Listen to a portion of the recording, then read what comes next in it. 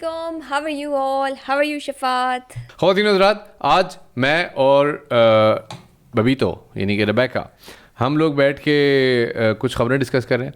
खबरें क्या होंगी, हमारे पास 19-20 खबरें हैं। ऐसी कोई बात नहीं कि मसले है कि हम लोगों का घर में कोई इंटरेस्ट नहीं है, मतलब आपस में हमारा बहुत ज़्यादा क्लैश है, कोई कॉमनैलिटी नहीं है। तो why not to bring that फड्डा right in front of you और हम आपको बताएं कि हमारी आपस में डिस्कशन होती है। ये अपने इंटरेस्ट की बात करेंगे, मैं अपने इंटरेस्ट की बात करूंगा और मेरे ख्याल में पब्लिक का दोनों में इंटरेस्ट होगा। तो लेट्स सी कि क्या होता है। बिकॉज अगेन लड़कियों को लड़कियों की गॉसिप पसंद है, लड़कों को पॉलिटिक्स पसंद है, क्रिकेट पसंद है, सब कुछ पसंद है। ओके फाइन, आने दो मैं शुरू करूँ। मैं तो कहता हूँ पहले आज शुरू करें। अब यहाँ पे लोगों को ज़रा सरप्राइज मिलेगा। क्या है खबर, क्या है?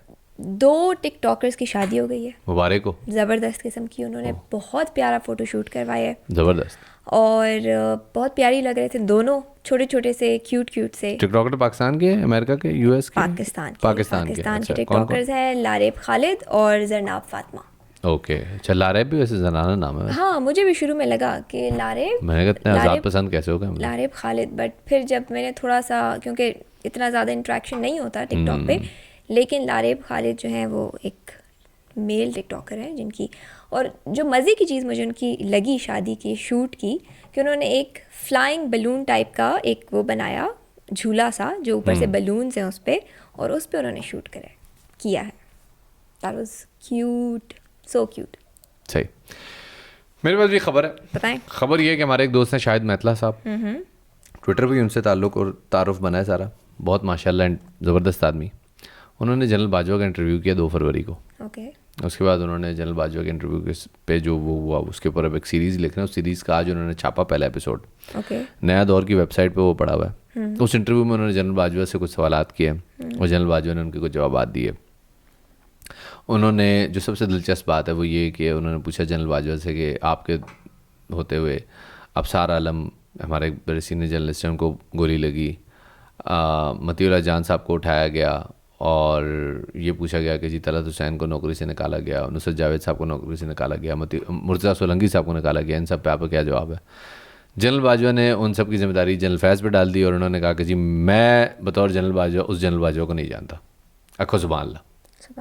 बस ये एक बहुत बड़ी खबर है आज की। इस खबर की ज़रा ब्रेक डाउन करें, क्योंकि सब इसमें बहुत सारे नाम थे जिनमें से एक को भी मैं नहीं जानती और इसमें देखने वाली बहुत सारी ख़वातीन नहीं जानती होंगी, और इसमें सिर्फ एक जनरल बाजवा का नाम सुना है। और जनरल बाजवा तो बड़ी हैं, आपको पता है। तो बस सिर्फ उसके अलावा बाकी सारे लोगों को मैं नहीं जानती। तो ये कौन लोग हैं, इनको क्यों उठा लिया? भाई मसला ये था कि अभी आपको पता है ना, आजकल जैसे आज सदीक जान उठ गए, और सदीक जान बोल न्यूज़ के ब्यूरो चीफ हैं। बेसिकली वो एक इंतहाई प्रो इमरान साफ़ी हैं और इमरान खान साहब की कोई ख़बर वो जाने नहीं देते, मतलब तहरीकी साफ़ी हैं आप ये समझें। और उनको बड़े अरसे से वो कुछ खबरें ऐसी चल रही थी जिसके बिना पे लग रहा था कि शायद इन पे एक्शन हो जाएगा, वो आज चुके गए। लेकिन अभी तो ये सिर्फ चुके जा रहे हैं ना। लेकिन माजी में इमरान खान साहब के दौर में भी आपको पता है सहाफ़त का एक बड़ा अजीबोगरीब दौर था वो, कि जो बंदा बात करता था ना, कोई ख़बर निकालता था या तनकीद करता था, तो वो बंदे को पता चलता था कि भाई अब वो जो है ना वो काला डाला आ जाएगा और काली वी को आके उसको चुक, मतलब बात करना अलाउड नहीं था टोटली। उसमें सबसे अजीबोगरीब वाक़या था मतीउल्लाह जान साहब का। मतीउल्लाह जान साहब का किस्सा क्या था कि मतीउल्लाह जान साहब सुबह अपनी बेटी को छोड़ने स्कूल गए। स्कूल के बाहर एक काली वीगो आई, उसमें से 2 लोग उतरे, उन्होंने मतीउल्लाह जान साहब को मारा, पीटा, उठा के डाले में उनकी बेटी के सामने, और पूरा दिन उनको घुमाते रहे और रात को ले जाके इस्लामाबाद में गिरदनवा में कहीं छोड़ दिया, मतलब टॉप सिटी के पास कहीं छोड़ा था। तो उसकी सारी जो अब ज़ाहिर है उसके ऊपर अदालती तहकीकात चल रही है। अब उसकी सारी जिम्मेदारी मतीउल्लाह जान साहब ने कहा कि जी मुझे तो अगवा किया गया था, ये मैं अरेस्ट नहीं हुआ था, मुझे अगवा किया गया था और वगैरह वगैरह वगैरह पूरी कहानी उन्होंने बताई। उन्होंने इस पर इल्ज़ाम डाला इस्टेब्लिशमेंट पे, और इस्टेब्लिशमेंट का बड़ा शदीद इस पर रद्द अमल था कि जी ये बड़ा आपने, मतलब ये हमने तो ऐसा कोई काम नहीं किया, हम कर ही नहीं सकते। पीटीआई के जो उस ज़माने के दोस्त थे उन्होंने मतीउल्लाह जान साहब का अरेस्ट बड़ा सेलिब्रेट किया था, और जो बाद में खैर एनीवे अब वक्त का चरखा घुमा है, अब फिर पीटीआई के जो हामी साहब हैं वो अरेस्ट हो रहे हैं। लेकिन मैं कहता हूँ किसी भी के उठने पे, नाजायज़ उठने पे खुशी मनानी नहीं चाहिए। अगर कोई केस है उसकी एफआईआर करो, अरेस्ट करो, अदालत में लेके जाओ, प्रूफ करो, सबूत होगा, सजा हो जाएगी, नहीं होगा ये हो बहुत जाएगा। इनह्यूमन किस्म का एक्ट है ना ये, आप किसी बहुत की ज़्यादा, बहुत ज़्यादा। मतलब सॉफ्टवेयर अपडेट कहते हैं ना इसको। पीटीआई के ज़माने में एक टर्म आई थी ना, सॉफ्टवेयर अपडेट, जो सहाफ़ी ज़रा इमरान खान साहब के ऊपर तनकीद करता था या उन्हें काबिल तनकीद समझता था, उसका सॉफ्टवेयर अपडेट हो जाता था, या वो फ़ौज पे करता था तनकीद, तो वो भी। तो क्या ये अभी भी है? अब अभी भी बहुत सारे लोग, जैसे एक हमारे पीटीआई के दोस्त हैं शहबाज गिल साहब, वो बहुत बहुत गालियाँ देते थे, और वो तो मतलब पंजाबी की जो बदतरीन गालियाँ हैं ना, वो टीवी पे वो मैं वो देना नहीं चाहता, मतलब ये सब वो कह चुके हैं ऑन एयर, और ऑन एयर दुनिया टीवी के शो में। और उसके बाद उन्होंने मज़े की सिर्फ गाली नहीं दी, उसने कहा कि नहीं जी, जो बेवा होती है उसको पंजाबी में रही कहते हैं। तो वो लेकिन उनका जब अरेस्ट हुआ तो उस अरेस्ट का गिल साहब पे बड़ा असर हुआ, और गिल साहब जो है वो वापस जब आए तो वो माशाल्लाह पता चलता है कि यार बाहर का पढ़ा हुआ एक डॉक्टरेट आदमी है, मतलब मजाक नहीं है, वो सुलझी हुई गुफ्तगू करते हैं, which is nice. Software update होता है इन शॉर्ट ये। हाँ, आज कराची में बारिश हुई है सुना है? हाँ, ओले पड़े हैं। ओले पड़े हैं यार, ओले पड़े। अभी पिछले दिनों हमने सुना हैदराबाद में हुई थी, और आज कराची में मैं मतलब, लेकिन जहाँ हम रहते हैं वहाँ पे आपको पता है ना, अल्लाह की खास रहमत है। फेज़ 1 में हुई है लकीली, मैंने सुना है। अच्छा, वैसे कराची में बारिश भी एक यूनिक ही टॉपिक है। Anyway, moving on. आपको पता है कि सेलेना गोमेज जो हैं वो पहली फीमेल हो चुकी हैं इंस्टाग्राम पे जिसके हाईएस्ट फॉलोइंग हो चुकी है। She has reached almost like 400 million followers on Instagram. 400 million followers. इससे पहले हमारे पास इंस्टाग्राम में 2 मेल हैं जिनके सबसे ज़्यादा फॉलोअर्स हैं। एनी गेस कौन? Ronaldo, Messi and Lionel Messi and Ronaldo and Messi, बस they are on the top. उसके बाद काइली कॉस्मेटिक्स के बहुत ज़्यादा फॉलोअर्स थे। काइली तो आपको पता है ना, फिर मतलब उनका तो कोई मुकाबला ही नहीं है ना। कडाशियंस तो फिर जहर लगती हैं मुझे ये सारी बहनें। बहुत प्यारी, बहुत अच्छी गाली देने वाली थी तुम, लेकिन चलो अच्छी है, ऑन एयर नहीं देनी चाहिए। I love Kylie Jenner. और खैर अब काइली के बाद अब जो है 3rd नंबर पे आ चुकी हैं हमारी सेलेना गोमेज। ये वही है ना जिनकी सहेली ने गालिबन को ऑर्गन डोनेट किया था, पता नहीं क्या किया था, कोई इनकी ट्रीटमेंट हुई थी जो इनकी सहेली के थ्रू हुई थी, जो इनकी सहेली के थ्रू हुई थी, बिल्कुल ऐसा ही है। मुझे इसमें ज़्यादा डिटेल नहीं पता, आपको अगर पता है तो पता। मुझे नहीं पता, मुझे ऑनेस्टली नहीं पता बस। अच्छा, अब मैं आता हूँ अगली खबर की तरफ। जी जी जी। अगली खबर ये है, जरा पॉलिटिक्स से हट, जरा हल्का हो जाओ, जरा हल्का। बहुत पॉलिटिक्स ये है खबरें, और क्या मुल्क में और कोई एंटरटेनमेंट ही नहीं। अगली खबर ये है कि आज हमारे साबिक बॉस और निगरान वजीर आला पंजाब जनाब मोहसिन नकवी साहब ने कहा कि जी अब पुलिस जो है ना वो बर्दाश्त नहीं करेगी, अब मतलब फ्रॉम नाउ ऑनवर्ड्स अब पुलिस की बस हो गई है, और अब पुलिस की तरफ बढ़ने वाले हर हाथ को तोड़ दिया जाएगा। वैसे आपको नहीं लगता कि ठीक है? मेरा एक्शन तो पूरा, ये हाथ आ रहा है,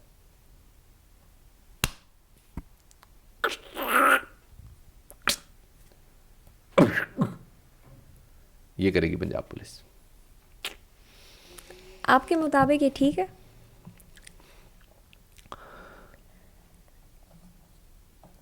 मतलब प्रोटेस्ट का राइट तो हर किसी को है ना। रिट ऑफ द स्टेट तो होनी चाहिए, बिल्कुल होनी चाहिए। ये कोई तरीका नहीं है कि आप पुलिस की गाड़ियां जला के नहर में फेंक दें।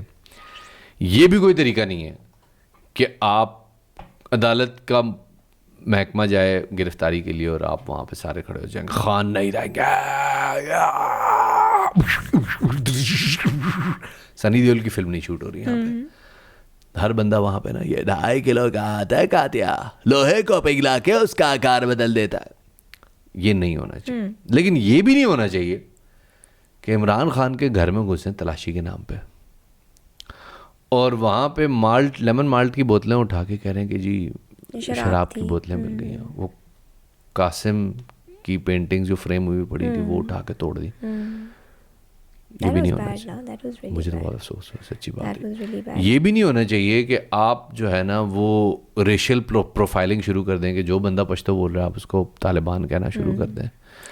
ये नून लीग ने किया अभी, वैसे तो अवामी मसला है, वी नो दिस, लेकिन ये नून लीग वालों ने अभी किया कि उन्होंने वो कुछ ख़वातीन का इंटरव्यू किया और वो कह रही कि जी वहाँ पे तो लड़के पठान से थे, हमें तो तालिबान लगते थे।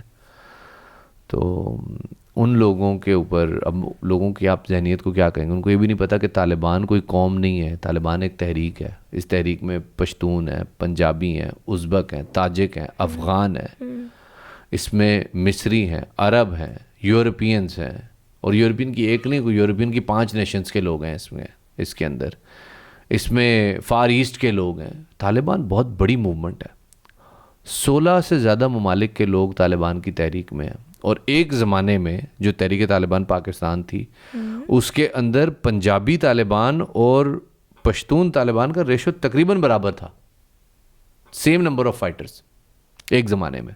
फिर बाद में वो जब ठाट हुई तो ऑपरेशन के बाद कुछ मेन स्ट्रीम हो गए, कुछ तायब हो गए, कुछ अरेस्ट हो गए, वगैरह वगैरह। ये कहानी है। Very good.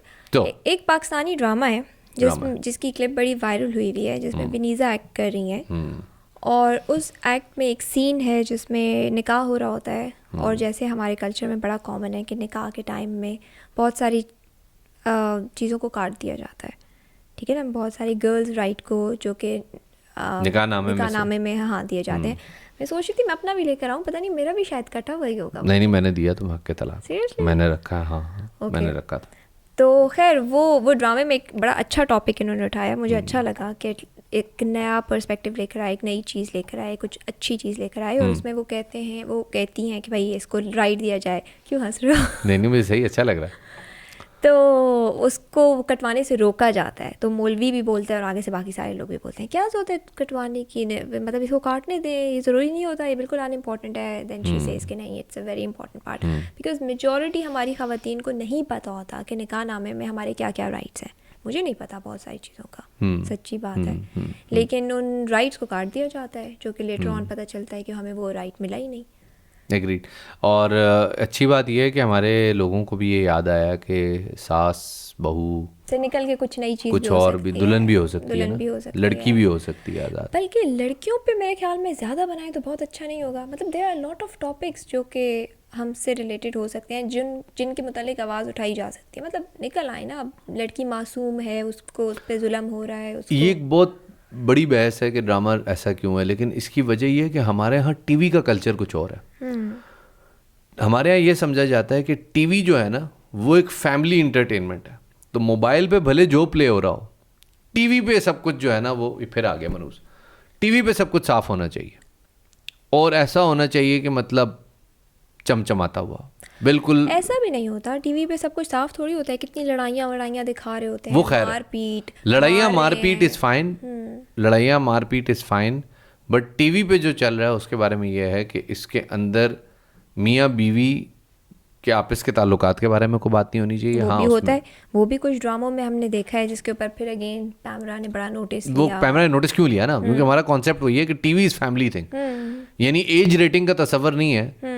यानी आप देखें दुनिया के मतलब यूरोपीय ममालिक में और कहाँ पे जब ऐसे प्रोग्राम्स शुरू होते हैं जो कि इस नेचर के होते हैं कि जो एडल्ट्स की गुफ्तगू होती है, वो वायलेंस भी हो सकता है, वो लैंग्वेज भी हो सकता है, में जो एडल्ट टॉपिक्स होते हैं वो रात 9 बजे के बाद होते हैं और उसके ऊपर बाकायदा एज रेटिंग लगती है। 9 बजे से पहले रात को कोई ऐसा टॉपिक नहीं लग सकता जो कि बच्चों की एंटरटेनमेंट ना हो। इसलिए आप देखें उनके लेट नाइट कॉमेडी शोज़ के अंदर थोड़ा सा ह्यूमर का लेवल ओवर द बोर्ड होता है। हमारे यहाँ ऐसा तस्वर नहीं है। आज तक 75 सालों में हम एज रेटिंग डिसाइड नहीं कर पाए और इस तस्वर, ये डिबेट है ही नहीं। ये नामुमकिन है कि हम यहाँ पे एज रेटिंग के ना उन्वान से कोई चीज़ रखें। होता क्या है कि जब आपने एज रेटिंग रख दी तो अब आप जुर्म डिस्कस नहीं कर सकते, अब आप रोमांस डिस्कस नहीं कर सकते, अब आप अफेयर डिस्कस नहीं कर सकते। अब आपने जो करना है वो वही करना है जो घर की स्टोरी है। तो एक सास बहू तो देखो इस तरह तो फिर वो कन्फाइन हो जाते हैं ना। And secondly Pakistani media is supposedly ये कहा जाता है कि इट्स अ फैमिली थिंग, चाहे वो न्यूज़, इवन समटाइम्स बहुत सारे ऐसे पॉलिटिकल शोज़ होते हैं जो कि अजीब अजीब, जैसे अभी आपने खुद ही बताया गालियाँ थी, तो वो भी रेटिंग में तो फिर अबव ही आ जाएंगे, वो भी कोई नहीं कर सकेगा, ठीक है। तो इस तरह तो फिर हम लोग बहुत कन्फाइंड हो जाते हैं कि ये भी नहीं, ये भी नहीं। और पाकिस्तानी मीडिया को ये सपोज किया जाता है कि ये एक फैमिली थिंग है, चाहे वो न्यूज़ हो, चाहे वो ड्रामा हो, चाहे वो फहद मुस्तफ़ा का शो हो, जीतो पाकिस्तान हो, वो सब कुछ आप सारे फैमिली मिल के देख सकते हैं। उसमें एज रेटिंग का यूर राइट नहीं है, ये कॉन्सेप्ट नहीं है, लेकिन वो इंट्रोड्यूस हो भी नहीं सकता। होना चाहिए, ये बात तय होनी चाहिए कि रात के 11 बजे अगर कोई प्रोग्राम चल रहा है तो वो बच्चों के लिए नहीं है।